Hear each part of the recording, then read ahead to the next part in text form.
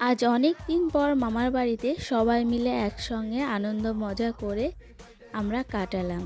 খাওয়ার সময় আমি ভিডিওটা অন করেছি। আর হ্যাঁ, আজকে ছিল আমার বার্থডে, তাই আমার বাবা একটু সবাইকে পার্টি দিয়েছিল ছোট্ট করে। বেশি বড় করতে পারেনি বন্ধুরা, ছোট্ট করে। তো চলো, খাওয়া দাওয়া সেরে এখানে দেখি সবাই মিলে ছাদের উপরে উঠে ডাব পাড়া চলছে। তাই আমি দৌড়ে ছাদে উঠে গেলাম, কারণ এই মজাটা মিস করা যাবে না। এতটাই মজা লাগছিল। আর এটা ছিল আমার মামাদেরই গাছ।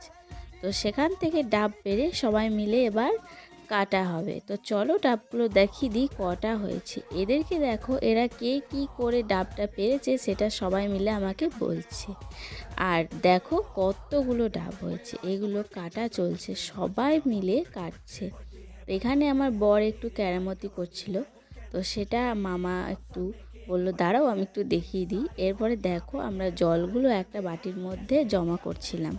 এরপরে সন্ধ্যাবেলা সবাই মিলে একটু সাজুগুজু করছিল, মানে বাড়িটা আমার একটু বার্থডে সেলিব্রেট করবে। আর কেকটা দেখো, আমি কেকটার সম্বন্ধে জানতামই না, এত সুন্দর কেকটা।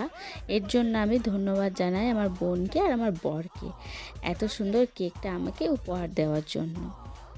তো চলো কেকটা আমি কেটে নিই। এখনকার মতো বাই বাই, দেখা হবে নেক্সট কোনো ভিডিওতে।